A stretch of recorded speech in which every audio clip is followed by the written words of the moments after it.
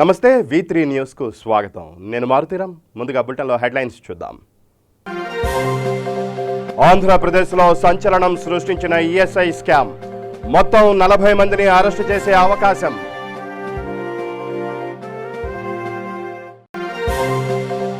Party ముఖ్య నేతలతో TDP అధినేత చంద్రబాబు వీడియో కాన్ఫరెన్స్. కుట్రపూరితంగా అచ్చెన్నాయుడిని అరెస్టు చేయించారని ఆరోపణ. ఏపీలో అర్హులైన జర్నలిస్టులకు అక్రిడేషన్ కార్డులు తప్పకుండా అందజేస్తాం స్పష్టం చేసిన మంత్రి పేర్ని నాని. పశ్చిమ గోదావరి జిల్లాలో ఆక్వా రైతులకు పలు సూచనలు చేసిన డెవలప్మెంట్ అథారిటీ. ఆక్వా రంగాన్ని అభివృద్ధికి కార్యాచరణ అమలు చేస్తామన్న మంత్రి మోపిదేవి. చంద్రబాబు నాయుడు లోకేష్ పై మండిపడ్డ ఎమ్మెల్యే రాచమల్లు శివప్రసాద్ రెడ్డి. విధ్వంసం అనే పదాన్ని స్పష్టంగా 3 సార్లు పలికితే తన పదవికి రాజీనామా చేస్తానని ఎద్దేవా. కర్నూలు జిల్లాలో దొంగల ముఠా అరెస్ట్. సుమారు 50 లక్షల విలువ చేసే వస్తువులు స్వాధీనం.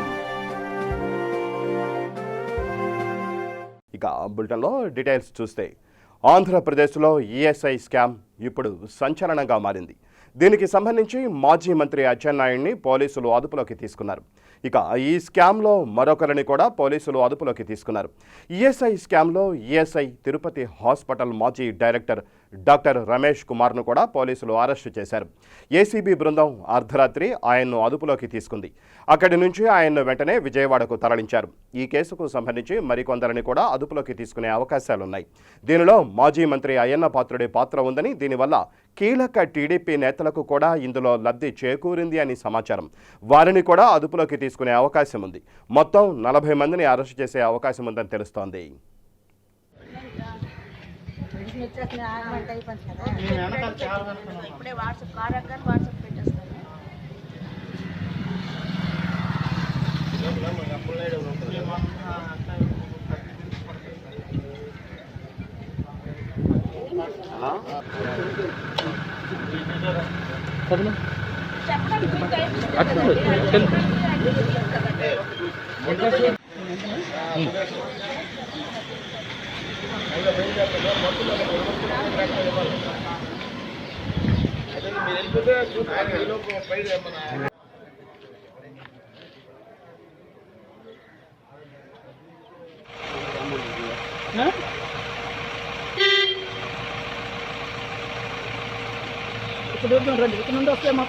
పార్టీ ముఖ్య నేతలతో టీడీపీ అధినేత చంద్రబాబు వీడియో కాన్ఫరెన్స్ నిర్వహించారు. పార్టీ సీనియర్ నేత అచ్చెన్నాయుడిని అరెస్టు చేయడం తదితర పరిణామాలపై నేతలతో చంద్రబాబు చర్చించారు.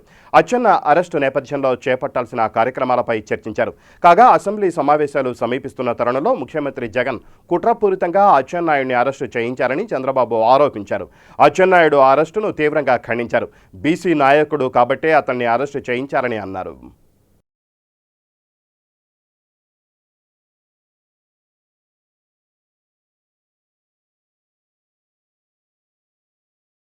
సెక్రటేరియట్లో పైరవీలు చేసేవారికి కాకుండా నిజమైన జర్నలిస్టులకే అక్రిడేషన్ కార్డులు మంజూరు చేస్తామని మంత్రి పేర్ని నాని స్పష్టం చేశారు.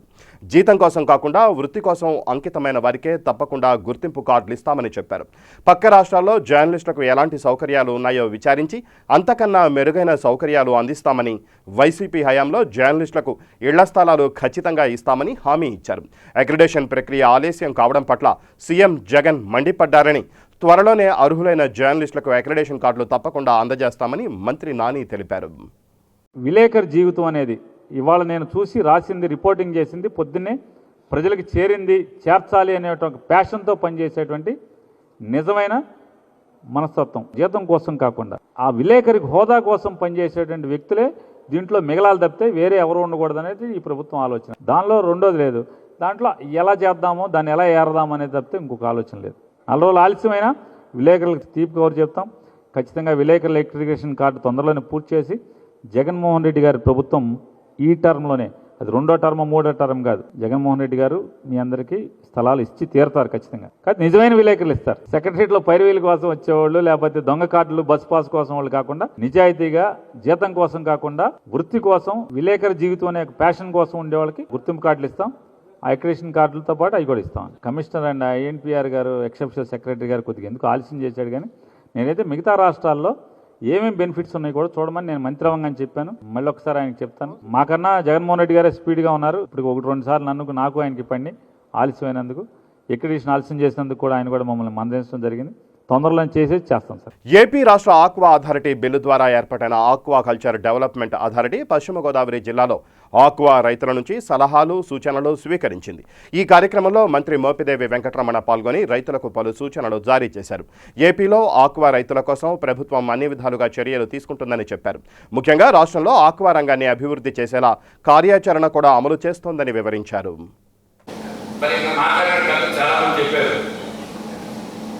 ఆకారంగా ఆదుకోవడానికి గతంలో ఎన్నో లేని విధంగా గత ప్రభుత్వాలు కొంత వెసులుబాటు కల్పించినప్పుడు కూడా ఇంకా ఎక్కువ వెసులుబాటు కల్పిస్తూ ఆకారానికి సంబంధించి ₹50 పవర్ ట్యాక్స్ ఇచ్చే విషయంలో పెద్దలే మాట్లాడారు వెంకటరాజు గారు.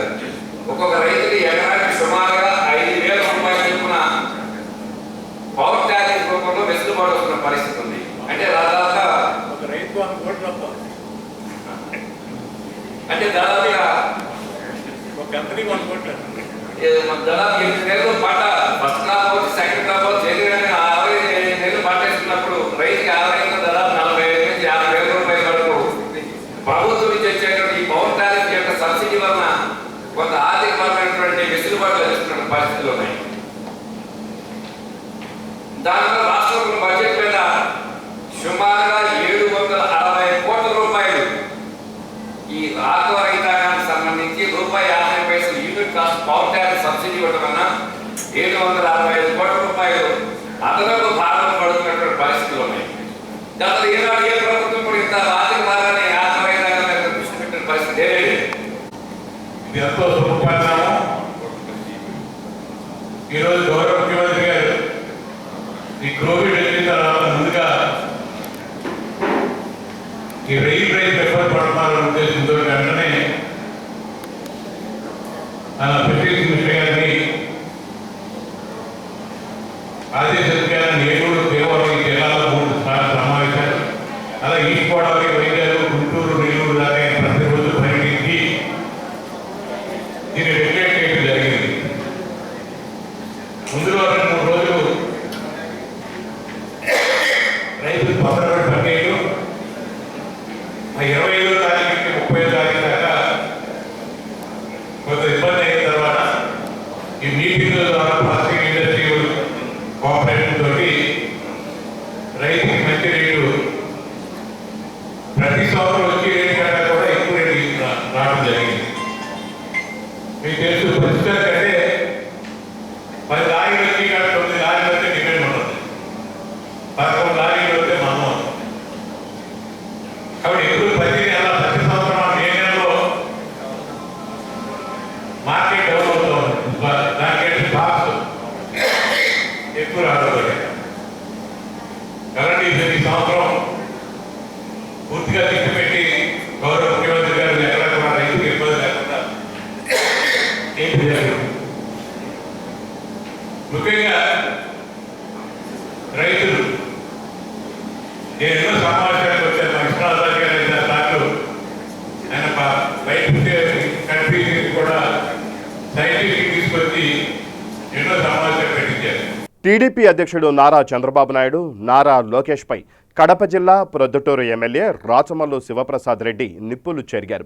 సీఎం జగన్మోహన్ రెడ్డి ఏడాది పాలనపై చంద్రబాబు నాయుడు విధ్వంసం అనే బుక్ విడుదల చేశారని నిప్పులు చెరిగారు. విధ్వంసం అని పలకలేని నారా లోకేష్ ఆ పదాన్ని స్పష్టంగా 3 సార్లు పలికితే తన ఎమ్మెల్యే పదవికి రాజీనామా చేస్తానని తెలిపారు. రాష్ట్రంలో ఎన్నడూ లేని విధంగా అభివృద్ధి పథంలో జగన్మోహన్ రెడ్డి సంక్షేమ పథకాలు, అభివృద్ధి పథకాలు అమలు చేస్తున్నారని తెలిపారు. ఒక్కసారి కూడా ఎమ్మెల్యేగా గెలవలేని నారా లోకేష్ను ఏకంగా టీడీపీ ప్రభుత్వం మంత్రిగా ఎన్నుకోవడం శోచనీయమని తెలిపారు. ముందుగా శాసనసభ్యునిగా నియమాలు తెలుసుకోవాలని హితవు పలికారు. తక్షణం విధ్వంసం అనే బుక్ను, ఆ మాటను వెనక్కి తీసుకోవాలని ఈ సందర్భంగా తెలియజేశారు. పదాన్ని ఎప్పుడు ఉపయోగిస్తారో, ఎందుకు ఉపయోగిస్తారో కూడా తెలియకుండా మాట్లాడుతూ ఉన్నారు. దిశ చట్టాన్ని చేసినారు మహిళల యొక్క గౌరవాన్ని పరిరక్షించడానికి. దీన్ని విధ్వంసం అంటారా? ఆర్టీసీ కార్మికుల జీవితాలలో వెలుగు నింపడానికి విలీనం చేసినారు. దీన్ని విధ్వంసం అంటారా? ఏది విధ్వంసమో ఏది విధ్వంసమో కాదో కూడా మీరు తెలియని పరిస్థితుల్లో ఉన్నారు. బీసీ రిజర్వేషన్లు చేసి బీసీ కులస్తులకు సామాజికంగా రాజకీయంగా 50% కల్పించినారు. అంటే మీ దృష్టిలో ఇవన్నీ ఇప్పుడు నేను చెప్పినట్టన్నీ చెయ్యకపోతే ఆయా మతాలను, ఆయా కులాలను, ఆయా వర్గాలను ఎదుగుదల జరగకుండా చేసేదాన్నే విధ్వంసం అంటారు. జగన్మోహన్ రెడ్డి గారు చేసిన ఈ కార్యక్రమాలన్నీ ఆయా కులాలకు, ఆయా మతాలకు, ఆయా వర్గాలకు రాజకీయంగా, సామాజికంగా, ఆర్థికంగా, గౌరవప్రదంగా ఎదుగుదలకు ఉపయోగించే కార్యక్రమాలను అంటారు.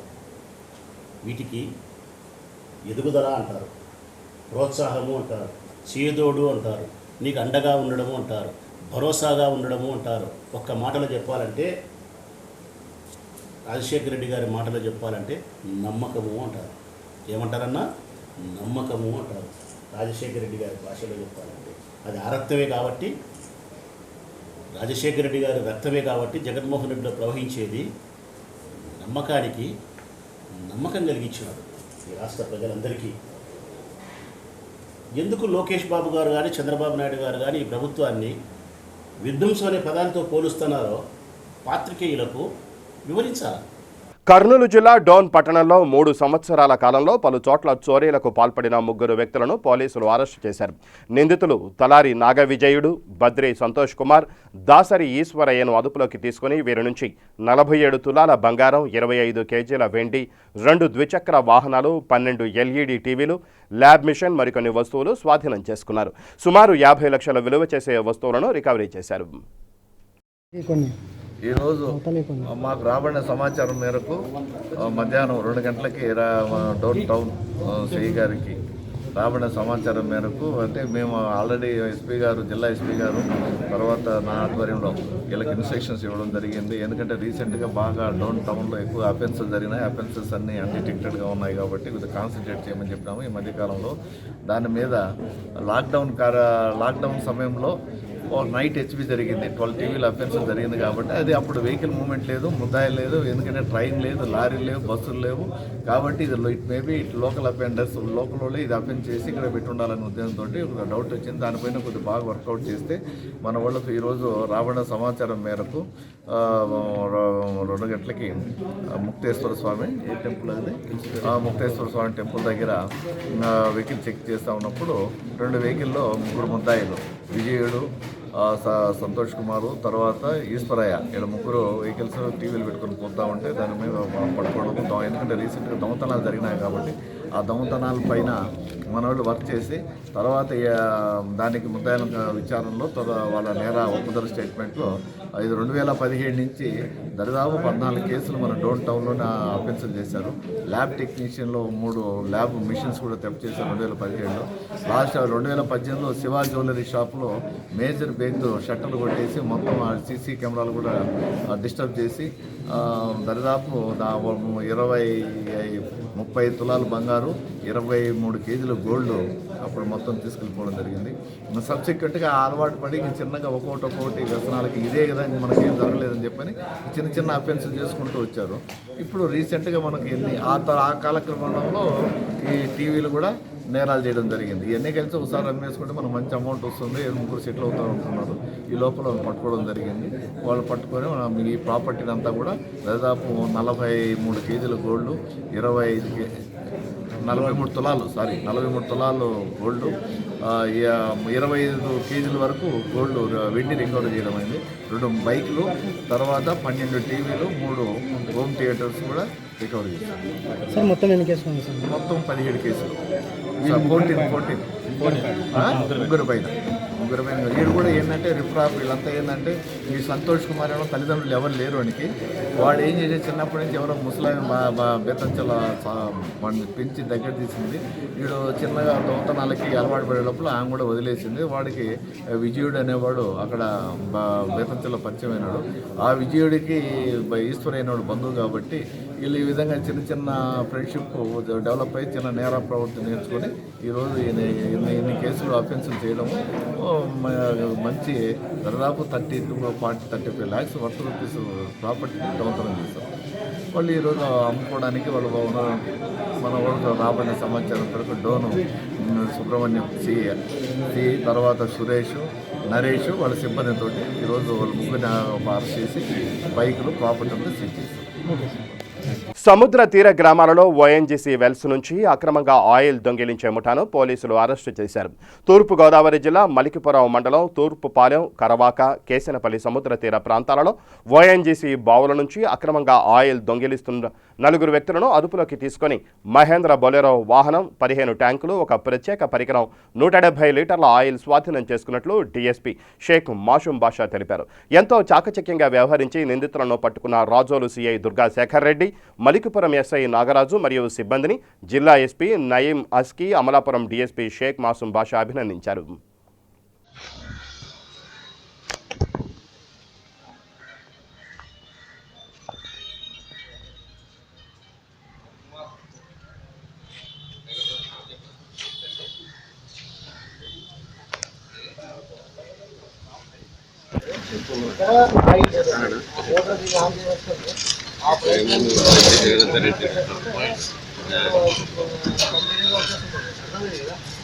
వెల్ దగ్గర చాలా మెకానిజం ఉంటుంది. ఆ మెకానిజంలో పైప్ లైన్స్ ఉంటాయి. ఆ పైప్ లైన్స్ దగ్గర వాల్స్ ఉంటాయి. ఆ వాల్ తీసి ఆ వాల్కి ఈ బైక్ కనెక్ట్ చేస్తాడు. కనెక్ట్ చేసినప్పుడు గ్యాస్ సపరేట్గా విడిపోతుంది, ఆయిల్ సపరేట్గా విడిపోతుంది, సేమ్ టైం వాటర్ సపరేట్గా విడిపోతుంది. అట్లా చేసుకొని వీళ్ళు చేయడం మొదలుపెట్టారు. ఇది మనకు లాస్ట్ 2018లో కూడా ఒక కేసు ఉంది. ఆ తర్వాత మళ్ళీ లేదు, మళ్ళీ ఇప్పుడు స్టార్ట్ అయ్యి ఇమీడియట్గా క్యాప్చర్ చేస్తుంది. బాధ్యత కలిగిన సిఐడి వ్యవస్థకు ప్రభుత్వ ఉద్యోగంలో ఉన్న ఓ డాక్టర్ సహకరించబోనంటూ మాట్లాడడం సరికాదని సిఐడి ఎస్పీ రత్న పేర్కొన్నారు. చిత్తూరు జిల్లా పెనుమూరు ప్రాథమిక ఆరోగ్య కేంద్రం వైద్యురాలు అనితారాణి కేసుపై ఆమె చిత్తూరులో మీడియాతో మాట్లాడారు. కులం పేరుతో తనను దూషించడంతో పాటు వేధిస్తున్నారని, మార్చి 22న డాక్టర్ అనితారాణి ఇచ్చిన ఫిర్యాదుపై సిఐడి విచారణ చేపట్టామన్నారు. అనితారాణి ఇంటికి వెళ్లగా ఆమె డోర్ తీయలేదని ఫోన్లో సంప్రదించగా సిఐడి విచారణకు సహకరించబోనన్నారని చెప్పారు. కాగా తన వాంగ్మూలం తీసుకోకుండానే సిఐడి ఎస్పీ రత్న తనపై ఆరోపణలు ఎలా చేస్తారని డాక్టర్ అనితారాణి ప్రశ్నించారు. మార్చి నెల 22వ తారీఖున జంట పోలీస్ స్టేషన్లో ఒక కేసు రిజిస్టర్ అయింది. File number 23/20 under section 341, 353, 506, 509 IPC, 34 IPC and section 31C of POA act. అక్కడ ఉన్న పిఎస్సి ప్రైమరీ హెల్త్ సెంటర్లో జరిగినటువంటి సంఘటనపై ఇచ్చినటువంటి కేసు. అక్కడ డాక్టర్గా పనిచేస్తున్నటువంటి పి అనితారాణి గారు ఇచ్చినటువంటి ఫిర్యాదు మేరకు ఈ కేసు ఆ రోజు రిజిస్టర్ అవ్వడం జరిగింది. వీరిపైన ఈ జిల్లా చిత్తూరు జిల్లాకు సంబంధించినటువంటి SC/ST కేసెస్ ఇన్వెస్టిగేషన్ చేసే కేసప్ప గారికి ఐఓగా నియమించడం జరిగింది. తదుపరి ఇన్వెస్టిగేషన్ను ఆయన కంటిన్యూ చేశారు. ఇన్వెస్టిగేషన్ దానికి కావాల్సినటువంటి క్యాస్ట్ సర్టిఫికేట్స్, మిగతా అదర్ సర్టిఫికేట్స్ కలెక్ట్ చేసి ఆ ఇన్వెస్టిగేషన్ చేయడం జరిగింది. ఇన్వెస్టిగేషన్ జరుగుతున్న క్రమంలో పి అనితారాణి గారు తనకు లోకల్ పోలీసు వల్ల న్యాయం జరగట్లేదు, ఇన్వెస్టిగేషన్ సరిగ్గా చేయడం లేదు, నాకు కేసుపై నమ్మకం అని చెప్పి కంప్లైంట్స్ ఆరోపణలు చేయడంతో సిఐడి ఇన్వెస్టిగేషన్కు ఆదేశించడం జరిగింది. సిఐడి ఇన్వెస్టిగేషన్ చేయాలని చెప్పి 8వ తారీఖున రాష్ట్ర డీజీపీ గారు సిఐడికి ఒక మెమో పంపించడం జరిగింది. 8th of this month, 8th of June. So 9వ తారీఖున 9 జూన్ అడిషనల్ డీజీపీ సిఐడిపి పివి సునీల్ కుమార్ ఐపీఎస్ గారు ఒక టీంని డెసిగ్నేట్ చేసి ఐఓగా రవికుమార్ కర్నూలు ఆర్ఓలో పనిచేసినటువంటి డిఎస్పీ గారు ఐఓగా డెసిగ్నేట్ చేశారు. SCRBలో ఎస్పీగా పనిచేసినటువంటి నన్ను సూపర్వైజింగ్ ఆఫీసర్గా డెసిగ్నేట్ చేసి మెమో ఇచ్చి వెంటనే ఇన్వెస్టిగేషన్ లోకల్ పోలీసు నుంచి హ్యాండ్ ఓవర్ చేసుకుని చేయవలసిందిగా ఫర్దర్ ఇన్వెస్టిగేషన్ అంటే తదుపరి ఇన్వెస్టిగేషన్లో చేయవలసిందిగా ఆదేశాలు జారీ చేయడం జరిగింది. నెక్స్ట్ డే అంటే 9th ఆఫ్టర్నూన్ కల్లా ఇక్కడ చేరుకున్నాం. సో 9th ఆఫ్టర్నూన్ చేరుకున్న తర్వాత కేసు ఫైల్ను లోకల్ పోలీసు నుండి మెమో ద్వారా తీసుకోవడం జరిగింది. తీసుకున్న తర్వాత కేసు ఫైల్లో ఉన్నటువంటి విషయాలను క్షుణ్ణంగా పరిశీలిస్తూ ఈ కేసు కంప్లైంట్ అయిన డాక్టర్ అనితా రాణి గారికి స్టేట్మెంట్ రికార్డ్ చేయడంలో 160 CRPC ఒక నోటీస్ని సంబంధించి తయారు చేసి గుంటూరు జిల్లా పిడుగురాళ్ల పట్టణంలో 40 లక్షల రూపాయల విలువ చేసే నిషేధిత గుట్కా పట్టుబడింది. గుల్బర్గా నుంచి నెల్లూరు వెళుతున్న లారీలో తౌడు ముసుగులో గుట్కాలను తరలిస్తున్నారన్న సమాచారం మేరకు సిఐ ప్రభాకర్ రావు బృందం తనిఖీలు చేపట్టారు.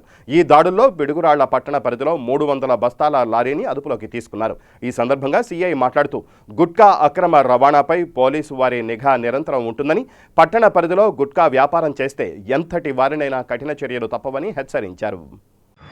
పిడుగురాళ్ల పట్టణంలో సుమారు 20 గంటల ప్రాంతంలో మా పిడుగురాళ్ల పట్టణ సిఐ గారు మరియు వారి సిబ్బంది వాహనాలు చెక్ చేసే సమయంలో మన దేవీశ్వరి థియేటర్ ఎదురుగా వెహికల్ చెక్ చేసేటప్పుడు ఒక హెచ్ఆర్ వెహికల్ రావడం జరిగింది. ఆ హెచ్ఆర్ వెహికల్ని ఆపి తనిఖీ చేయగా అందులో ఈ పశువుల దాణాలు తీసుకుపోయేటువంటి ఒక లోడ్ మీద ఇన్వాయిస్ బిల్లు పశువుల దాణాలు తీసుకునేట్టుగా ఒక ఇన్వాయిస్ బిల్ తయారై ఉంది. అందులో 150 బస్తాల ఆ దాణా పశువుల దాణా అని చెప్పేటువంటి బస్తాల్లో 30 లక్షలు ఖరీదు చేసేటువంటి గుట్కా బస్తాలు అందులో పెట్టి అటు పైన ఈ దాణా బస్తాలు కొద్దిగా కవర్ చేసి పెట్టి దీన్ని అక్రమంగా గుల్బర్గా దగ్గర నుంచి కర్ణాటక గుల్బర్గా దగ్గర నుంచి నెల్లూరుకి ట్రాన్స్పోర్ట్ చేస్తూ తీసుకుపోవడం జరుగుతూ ఉంది. ఆ డ్రైవర్ని దీన్ని ఇంటర్సెప్ట్ చేసి ఆ డ్రైవర్ని కూడా అదుపులో తీసుకొని విచారిస్తే ఆ డ్రైవరు అనంతపురం జిల్లాకు సంబంధించిన వ్యక్తి, అతని పేరు మారుతి, అనంతపురం జిల్లా ధర్మవరం మండలం. ఆ డ్రైవర్ గారు చెప్పిన దాన్ని బట్టి ఈ యొక్క లారీ యజమాని పవన్ కుమార్ రెడ్డి అనే వ్యక్తి, అదే అనంతపురం జిల్లాకు చెందిన వ్యక్తి, గుల్బర్గాకు మీరు వెళ్తే అక్కడ పశువుల దాణా లోడ్ చేస్తారు, నువ్వు ఎక్కడ ఫ్యాక్టరీ దగ్గరికి కానీ ఎక్కడికి పోవాల్సిన అవసరం లేదు, నువ్వు అక్కడికి గుల్బర్గా ప్రాంతానికి వెళ్ళిన తర్వాత నువ్వు హైవే మీద లారీ పెట్టుకుంటే ఒక వ్యక్తి నీ దగ్గరికి వస్తాడు, వచ్చి నా పేరు చెప్తాడు, నా పేరు చెప్పిన తర్వాత మీరు అతనికి లారీ హ్యాండ్ ఓవర్ చేస్తే అతను పోయి లోడ్ చేసుకొస్తాడు, ఆ లోడ్ చేసుకుని నీకు హ్యాండ్ ఓవర్ చేస్తాడు. నువ్వు లోడ్ చేసుకున్నటువంటి ఆ దాణాన్ని నెల్లూరు జిల్లాలో ఒక పాయింట్ ఇచ్చారు. వనంతోపుని నెల్లూరులో వినోద్ కుమార్ రెడ్డి పేరుతో ఒక ఇన్వాయిస్ కూడా తయారైంది. ఈ ఇన్వాయిస్ ప్రకారం అది సరుకు నెల్లూరుకి పోవాలి, దాణా పోయినట్టే పోతూ ఉన్నది. ఇది నెల్లూరుకి పోయిన తర్వాత కూడా నువ్వు ఈ పర్టికులర్ పాయింట్ నీకు అవసరం లేదు, అక్కడ మళ్ళీ వచ్చి నా పేరు చెప్తాడు, హైవేలో పెట్టుకుని నీకు ఫోన్ చేస్తారు, నువ్వు మళ్ళీ వాళ్ళు లారీ అన్లోడ్ చేసుకుని నీకు లారీ అప్ చెప్తారు అని చెప్పి ఇతనికి ఈ వర్క్ అప్పచెప్పి గుల్బర్గాకు పంపిస్తే దాని ప్రకారం అతను ఇక్కడ యజమాని పేరు చెప్పగానే లారీ అక్కడికి వచ్చిన వేరే డ్రైవర్కి అప్పచెప్తే అతను పోయి 3 గంటల సమయంలో ఈ దాణా బస్తాలతో పాటు ఈ యొక్క గుట్కా బస్తాలు దాదాపు 300 గుట్కా బస్తాలను కూడా అందులో మిక్స్ చేసి ట్రాన్స్పోర్ట్ చేయడం జరిగింది. మా తనిఖీల్లో మా సిఐ గారు, ఎస్ఐ గారు, ఆ సిబ్బంది సుమారుగా ఇది 30 లక్షల రూపాయలు ఖరీదు చేసి పట్టుకోవడం జరిగింది. దీంతో ఇప్పుడు ఈ పవన్ కుమార్ రెడ్డి బండి యజమాని కడప జిల్లా ప్రొద్దుటూరులో డీఎస్పీ సుధాకర్ ప్రజలకు కరోనాపై అవగాహన కల్పిస్తూ మాస్కులు లేకుండా బయటకు వచ్చిన వాహనదారులకు తగు సూచనలు ఇస్తున్నారు. కరోనా వైరస్తో జాగ్రత్తలు పాటించాలని వాహనదారులకు తెలియజేశారు. ఈ కార్యక్రమంలో rural CI Vishwanath Reddy, SI Sunil Reddy తదితరులు పాల్గొన్నారు.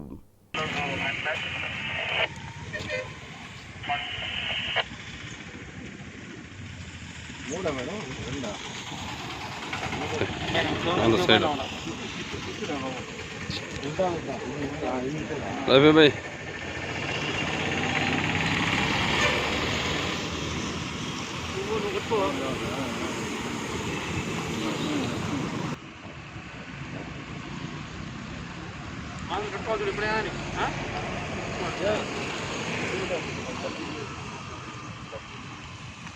ఇక బులెటిన్ ముగించే ముందు హెడ్లైన్స్ మరోసారి.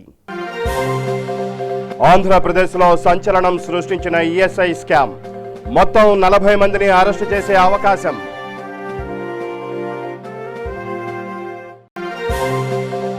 పార్టీ ముఖ్య నేతలతో టీడీపీ అధినేత చంద్రబాబు వీడియో కాన్ఫరెన్స్, కుట్రపూరితంగా అచ్చెన్నాయుడిని అరెస్టు చేయించారని ఆరోపణ. ఏపీలో అర్హులైన జర్నలిస్టులకు అక్రిడేషన్ కార్డులు తప్పకుండా అందజేస్తాం స్పష్టం చేసిన మంత్రి పేర్ని నాని. పశ్చిమ గోదావరి జిల్లాలో ఆక్వా రైతులకు పలు సూచనలు చేసిన డెవలప్మెంట్ అథారిటీ. ఆక్వా రంగాన్ని అభివృద్ధికి కార్యాచరణ అమలు చేస్తామన్న మంత్రి మోపిదేవి. చంద్రబాబు నాయుడు, లోకేష్ పై మండిపడ్డ ఎమ్మెల్యే రాచమల్లు శివప్రసాద్ రెడ్డి. విధ్వంసం అనే పదాన్ని స్పష్టంగా 3 సార్లు పలికితే తన పదవికి రాజీనామా చేస్తానని ఎద్దేవా. కర్నూలు జిల్లాలో దొంగల ముఠా అరెస్ట్. సుమారు 50 లక్షల విలువ చేసే వస్తువులు స్వాధీనం. ఇవి ఈ బులెటిన్ విశేషాలు. మరిన్ని న్యూస్ అప్డేట్స్ కోసం చూస్తూనే ఉండండి V3 న్యూస్. లక్ష్యం సమాజహితం.